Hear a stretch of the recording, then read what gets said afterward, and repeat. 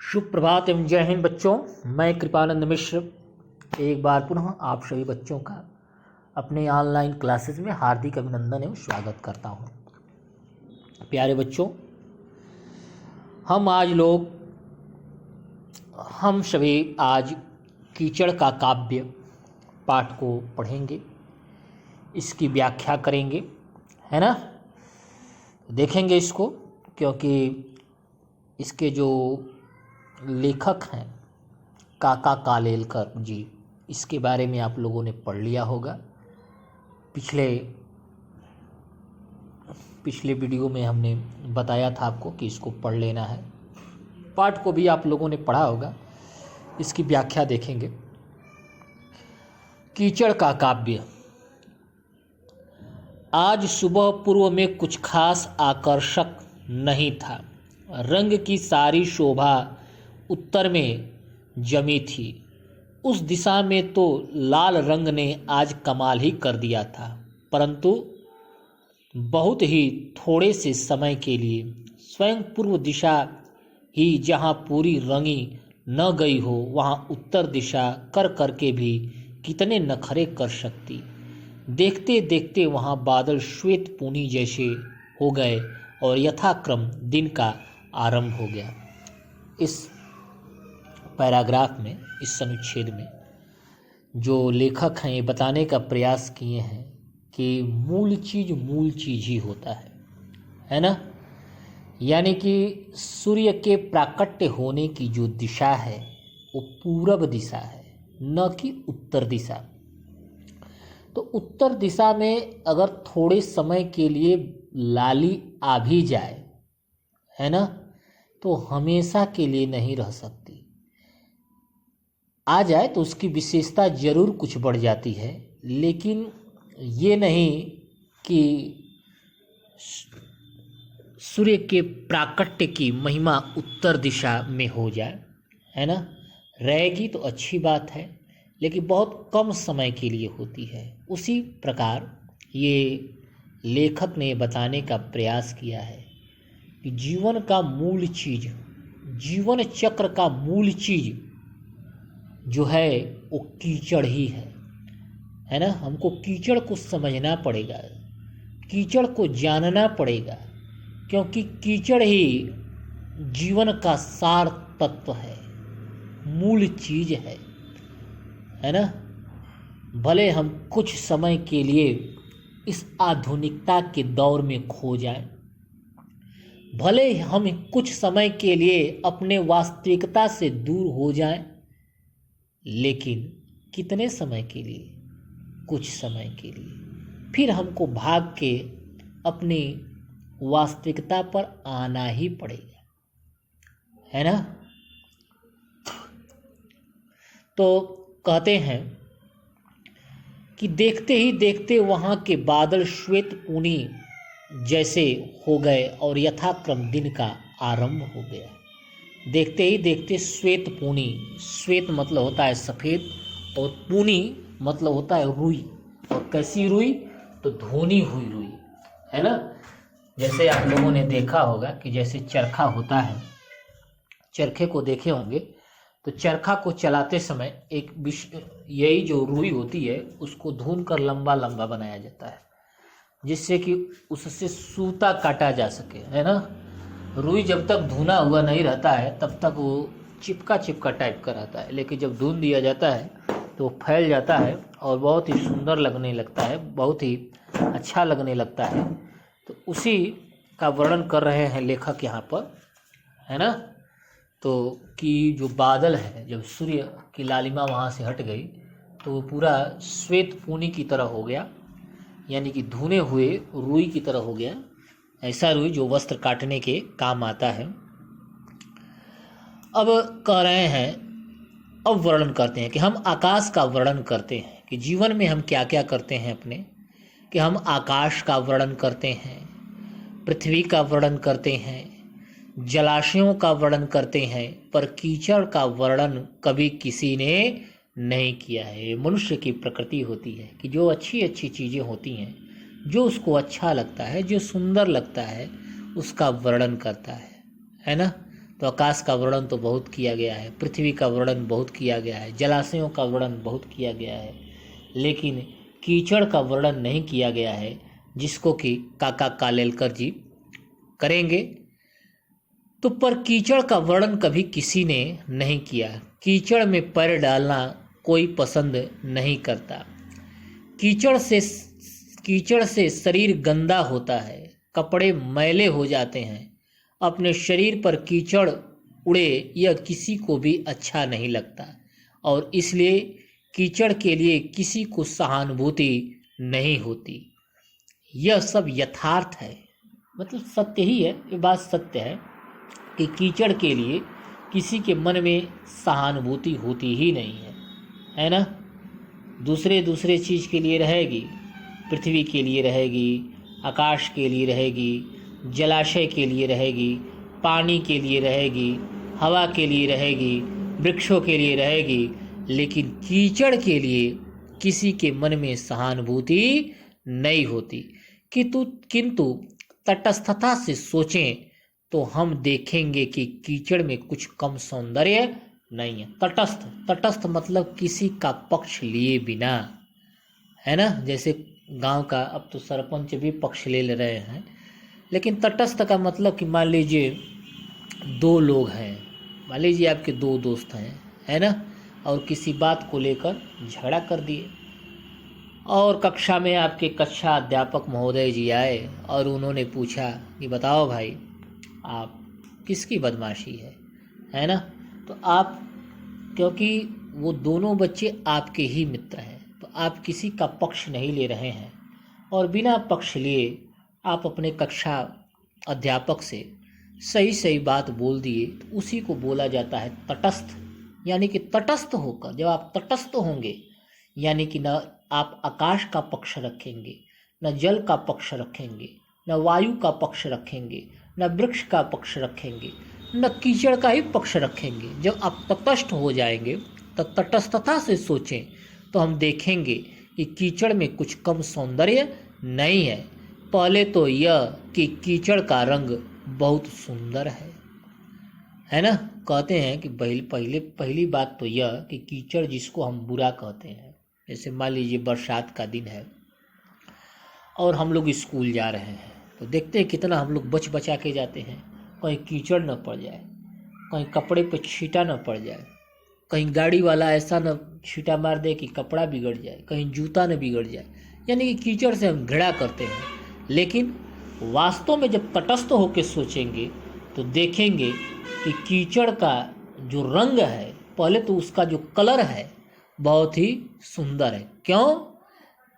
क्यों सुंदर है कि पुस्तकों के गत्तों पर, पुस्तक जो है उसके गत्तों पर, घरों की दीवारों पर अथवा शरीर पर के कीमती कपड़ों के लिए हम सब कीचड़ के जैसे रंग पसंद करते हैं, है ना। यानी कि जब हम कपड़ा खरीदने के लिए जाएंगे तो कीचड़ का रंग हमको बहुत अच्छा लगेगा। पुस्तक की जो दफ्ती होती है ना, जो पेज होता है, पेज जो मोटा वाला पेज होता है, वो भी कीचड़ का रंग का रहता है तो बहुत हमको अच्छा लगता है। घर की दीवार का अगर रंग है तो कीचड़ के रंग का है तो बहुत हमको अच्छा लगता है। कलाभिज्ञ लोगों को भट्ठी में, कलाभिज्ञ मतलब कि जो कला को जानने वाले हैं, जो कला को समझने वाले हैं, जो कला को परखने वाले हैं, जिनको कला के बारे में कुछ जानकारी है, कलाभिज्ञ लोगों को भट्ठी में पकाए हुए मिट्टी के बर्तनों के लिए यही रंग बहुत पसंद है ना। यानी कि भट्ठी में जब मिट्टी का बर्तन पकाया जाता है तो कलाभिज्ञ लोग को बहुत रंग ये पसंद आता है। फोटो लेते समय भी यदि उसमें कीचड़ का एकाध ठीकरा का रंग आ जाए तो उसे वार्म टोन कहकर विज्ञ लोग खुश हो जाते हैं। वार्म टोन के मतलब कि क्या मतलब अच्छा लग रहा है, कितना बढ़िया लग रहा है, कितना सुंदर लग रहा है। फ़ोटो लेते समय अगर उस फोटो में एक आध छींटा आ जाए, यानी कि कलर इस प्रकार से फ़ोटो में आगे पीछे दे दिया जाए, है ना, साइड इस प्रकार बना दिया जाए, बढ़िया बना दिया जाए, पीछे से रंग ऐसा थोड़ा थोड़ा कीचड़ का दे दिया जाए, तो कलाभिज्ञ लोग, जो कला को जो जानने वाले लोग हैं, बहुत ही खुश हो जाते हैं, प्रसन्नचित हो जाते हैं। पर लो कीचड़ का नाम लेते ही सब बिगड़ जाता है। ये सब कुछ तो है। घर अच्छा लगता है ना, फोटो में रंग अच्छा लगता है, किताबों के गत्ते अच्छे लगते हैं, कपड़ों के रंग अच्छे लगते हैं, लेकिन कीचड़ का नाम आते ही सब कुछ मन जो है बेकार मान बैठता है ना। तो कहते हैं फिर कीचड़ की विशेषता, क्योंकि पाठ का नाम ही क्या है, कीचड़ का काव्य, यानी कि कीचड़ की विशेषता इसमें बताया जाएगा कि कीचड़ वास्तव में होता क्या है। तो नदी के किनारे जब कीचड़ सूखकर उसके टुकड़े हो जाते हैं, जो गांव के बच्चे होंगे देखे होंगे कि बरसात का जब दिन होता है और आप लोग जब नदी के किनारे जाते होंगे और एक आध दो दिन बरसात होती है ना, और बरसात होने के बाद या अपने स्कूल के पीछे जो खेत हैं उसमें भी आप देख सकते हैं, जो शहर के बच्चे हैं, जो अपने विद्यालय के अगल बगल खेत है, जो पानी पड़ता है और पानी पड़ने के बाद कभी खेत में जाइए, है ना, देखेंगे एक आध दो दिन जब धूप हो जाती है और धूप होने के बाद जब जाकर देखेंगे तो नदी के किनारे जब कीचड़ सूखकर उसके टुकड़े हो जाते हैं तब वे कितने सुंदर दिखते हैं। ज़्यादा गर्मी से जब उन्हीं टुकड़ों में दरारें पड़ती हैं, जब टुकड़ा हो जाता है, कभी देखेंगे करेल क्षेत्र में जाएंगे तो और सुंदर से देख सकते हैं उसको, टुकड़ों में दरारें पड़ती हैं और वे टेढ़े हो जाते हैं, तब सुखाए हुए खोपरे जैसे दिख पड़ते हैं। खोपरे बोला जाता है जैसे गरी का गोला है, गरी का गोला देखे होंगे, है ना, उसी तरह दिखाई देता है। नदी किनारे मीलों तक जब समतल और चिकना कीचड़ एक सा फैला हुआ होता है, मीलों तक यानी कि कई किलोमीटर तक जब समतल कीचड़ चिकना एक सा फैला हुआ होता है तब वह दृश्य कुछ कम खूबसूरत नहीं होता है। मीलों तक नदी किनारे जाएंगे और अनुभव करिए, है ना, किसी नदी, जैसे मान लीजिए जो मोहम्मदाबाद वाले बच्चे होंगे तो कठवा मोड़ पर बेसो नदी है, वहाँ कभी अवसर मिले तो आप लोग जाके देख सकते हैं, है ना, या देखना चाहिए। ये सब प्राकृतिक चीज़ें हैं, प्राकृतिक चीज़ों को देखना चाहिए, है ना। तो चिकना कीचड़, क्योंकि एक होता है थ्योरी और एक होता है प्रैक्टिकल। तो जब थ्योरी तो हम पढ़ लेंगे लेकिन जब तक हम प्रैक्टिकल नहीं करेंगे, उसको जाके देखेंगे नहीं, है ना, देखने पर और अनुभूति होती है।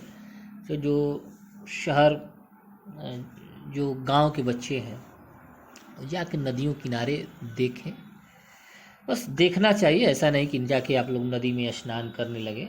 स्नान करने के लिए हम नहीं कह रहे हैं आप लोगों को कि जाके गहरे पानी में खूब नहाए, नहीं, नहाना नहीं है, लेकिन जाके आप लोग को कीचड़ थोड़ा देखना चाहिए, है ना। तो चिकना कीचड़ एक सा फैला हुआ होता है तब वह दृश्य कुछ कम खूबसूरत नहीं होता। इस कीचड़ का पृष्ठभाग कुछ सूख जाने पर उस पर बगुले और अन्य छोटे बड़े पक्षी चलते हैं।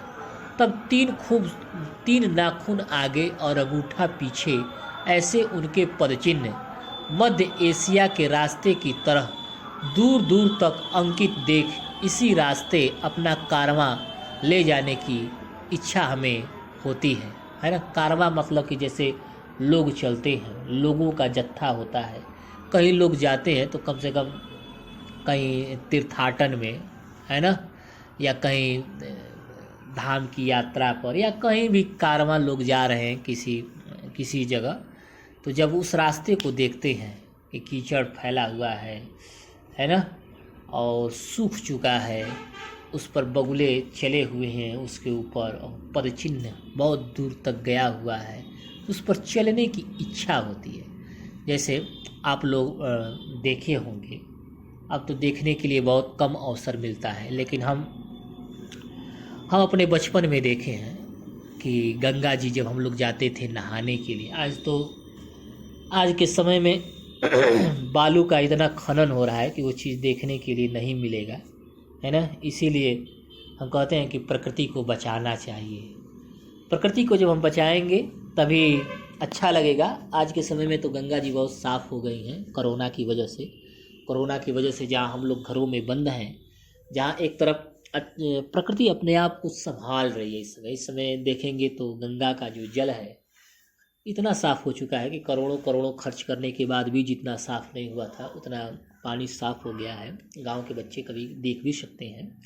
शहर में तो अभी वो मुमकिन नहीं है कि आप लोग जाके देखें, लेकिन बहुत साफ़ हो चुका है ना। तो प्रकृति अपने आप को संभाल रही है, लेकिन लोग स्वार्थवश बालू का खनन कर रहे हैं।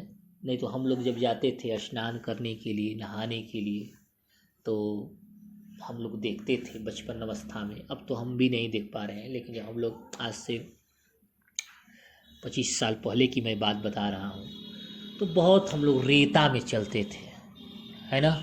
बहुत रेता में हम लोग चलते थे, हम लोग का पैर धंसता था। तो जब कभी कभार हम लोग गर्मियों के दिनों में जब जाते थे नहाने के लिए, क्योंकि गर्मी के दिन में शाम के समय और सुबह बड़ी इच्छा होती थी गंगा स्नान करने के लिए, तब जाते थे तो देखते थे पूरा रेता एकदम साफ सुथरा पड़ा हुआ रहता था। और बड़ा मन जो है मन बड़ा ललचा जाता था उस पर चलने के लिए, है ना। हम लोग दौड़ने लगते थे, उस रेते पर जाते थे, बड़ा अच्छा लगता था। तो उसी तरह यहाँ लेखक भी कल्पना कर रहा है कि मान लीजिए कीचड़ भरा हुआ है और कीचड़ धूप से सूख गया है और उस पर पक्षियों के पदचिन्ह बने हुए हैं, और ऐसे रास्ते को देखकर ऐसा मन उल्लासित हो उठता है कि उस पर जाएं, खूब दूर तक चलें, है ना। फिर जब कीचड़ ज़्यादा सूखकर जमीन ठोस हो जाए, तब गाय, बैल, पाड़े, भैंस, भेड़, बकरे इत्यादि के पदचिन्ह उस पर अंकित होते हैं। उसकी शोभा और ही है। और फिर जब दो मदमस्त पाड़े अपने सींगों से कीचड़ को रौंद कर आपस में लड़ते हैं, तब नदी किनारे अंकित पदचिन्ह और सींगों के चिन्हों से मानो महिषकुल के भारतीय युद्ध का पूरा इतिहास ही इस कदम लेख में लिखा हो, ऐसा भास होता है ना। जैसे महिषकुल के भारतीय युद्ध का, है ना। जैसे माना जाता है कि कभी कभी धार्मिक युद्ध में कि महिषासुर ये सब जैसे युद्ध करते थे, लड़ते थे, तो धार्मिक ग्रंथों में जिक्र है कि तो उसी तरह जब दो मदमस्त पाड़े उस पर जब ज़मीन ठोस हो जाए, उस पर लड़ें, तो देखेंगे कि ज़मीन पूरा उखड़ पुखड़ जाती है। और देखने में ऐसा महसूस होता है कि कितना मतलब प्राकृतिक दृश्य सुंदर है, कितना अच्छा है ना। कीचड़ देखना हो तो गंगा के किनारे या सिंधु के किनारे, और इतने से तृप्त न हो तो सीधे खंभात पहुंचना चाहिए। कहते हैं कि कीचड़ अगर आपको देखने की मन में इच्छा हो रही है, तो एक तो विकल्प ये है कि हम लोग अपने खेतों में देख लें। अब गेहूं की फसल कट गई है और धान की बुआई होगी, है ना।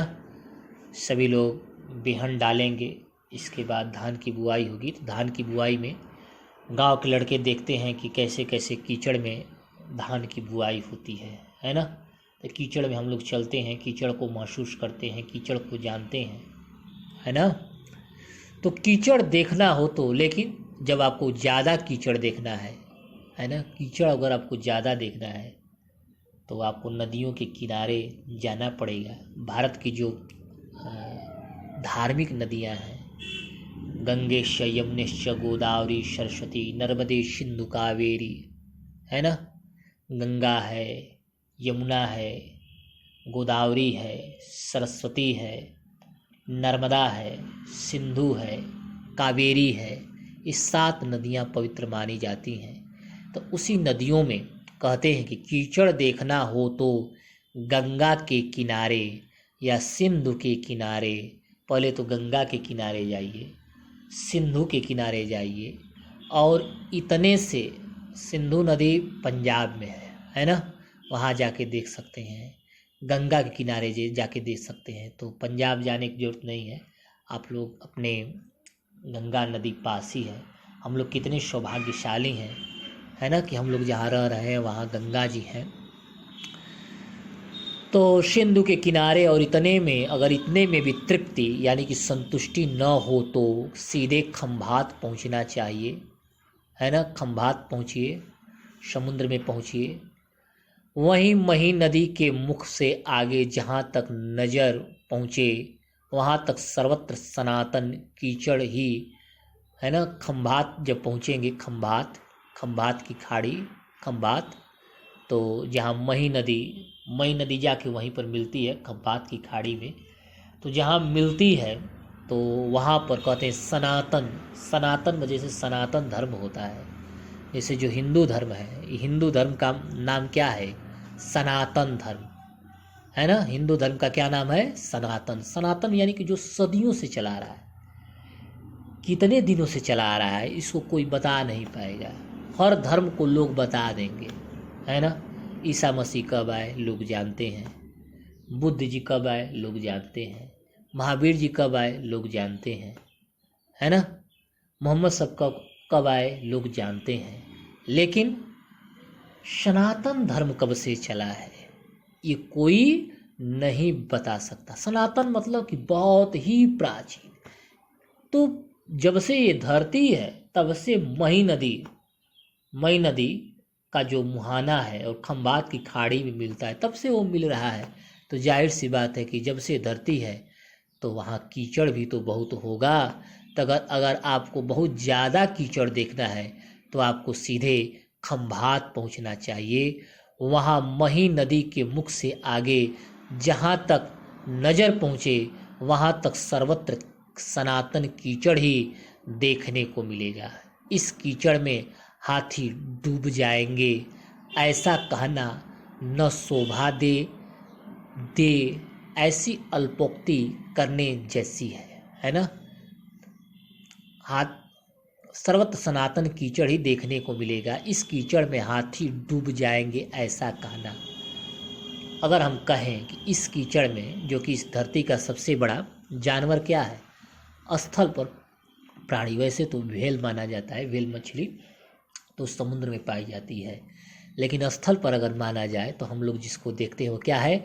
हाथी। हम लोग कोई गहरे जलाशय को देखते हैं तो हम लोग कहते हैं कि अरे इसमें तो हाथी डूब जाएगी। तो उस कीचड़ में अगर हम अनुमान लगाते हैं कि इसमें तो हाथी डूब जाएगी, तो ये क्या है? अल्पोक्ति है, यानी कि उसके बारे में कम कहना है।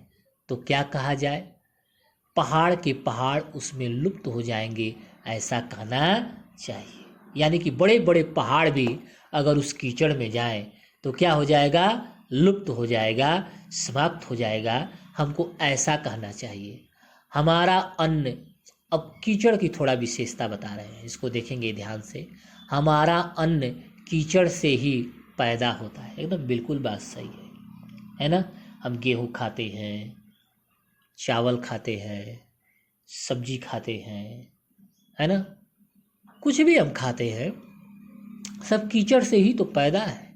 इसका जागृत भाव यदि हर एक मनुष्य को होता तो वह कभी कीचड़ का तिरस्कार न करता।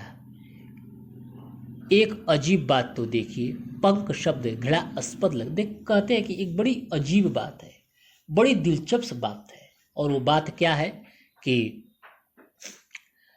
पंख शब्द, पंख मतलब होता है कीचड़, पंख शब्द घृणास्पद लगता है। यानी कि पंख जब हम सब सुनते हैं कहते हैं कि बड़ी विचित्र बात है कि हम जो अन्न खाते हैं, सब्जी खाते हैं, गेहूँ खाते हैं, गेहूँ का आटा खाते हैं, गेहूँ नहीं गेहूँ का आटा खाते हैं, है ना, चावल खाते हैं, ये सब कीचड़ से ही तो पैदा होता है।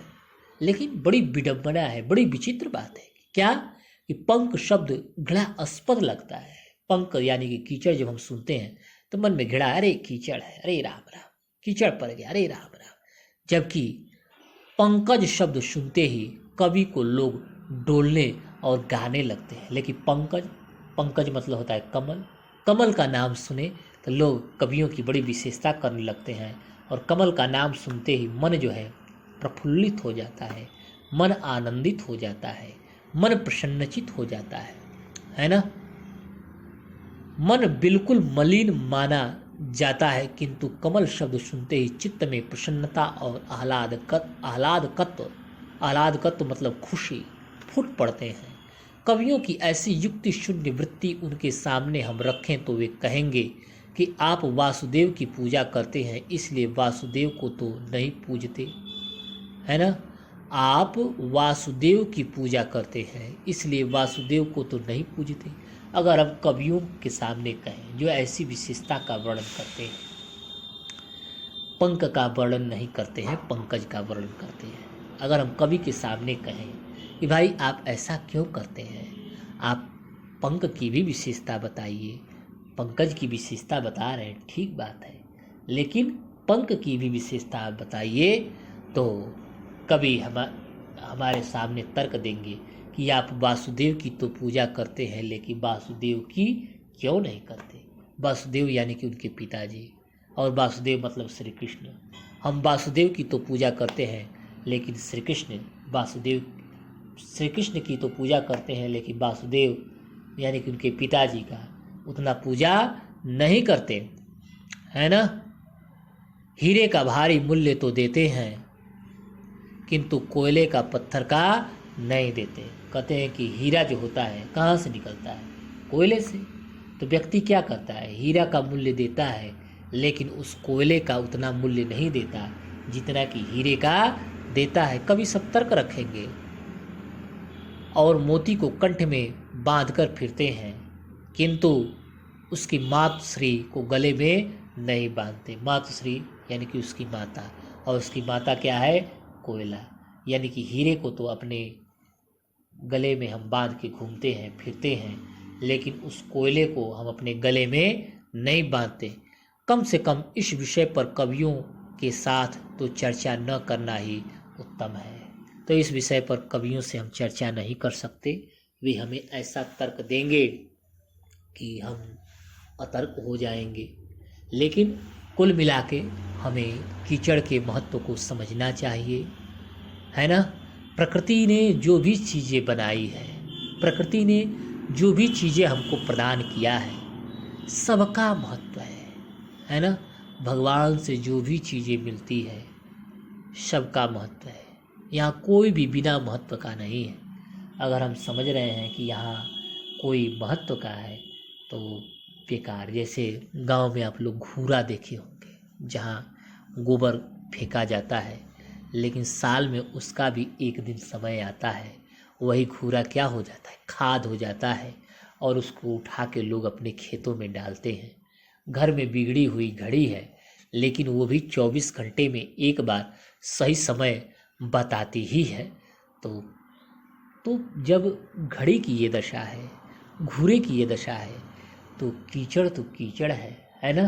कीचड़ का हमें अपमान नहीं करना चाहिए। हमेशा कीचड़ को हम लोग महत्व दें। प्रकृति के हर चीज़ का हम लोग को महत्व देना चाहिए, सबका सम्मान करना चाहिए।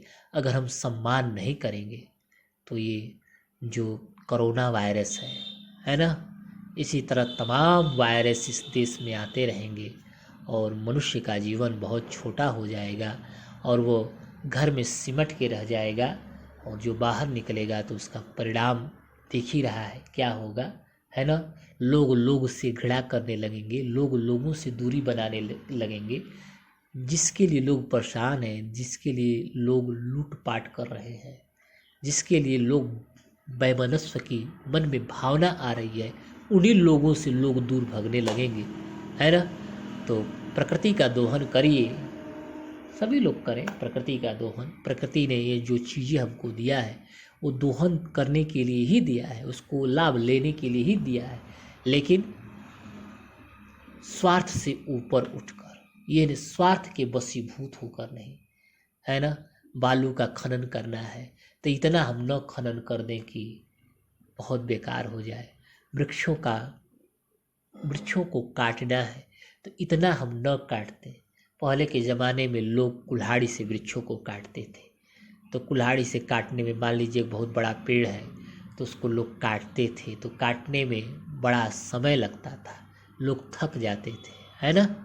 तो जब तक काटा जाता था तब तक जम भी जाता था, नए वृक्ष उग भी आते थे, तो प्रकृति एक मेंटेन कर लेती थी अपना वजूद, अपना वर्चस्व। लेकिन आज क्या है, एक एक से मशीन बन गए हैं। आज पेड़ लगाने वाला कोई नहीं है, लेकिन काटने वालों की भरमार लगी है।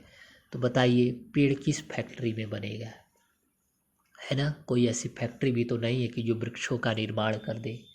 कोई ऐसी फैक्ट्री भी तो नहीं है जो पानी को बना दे।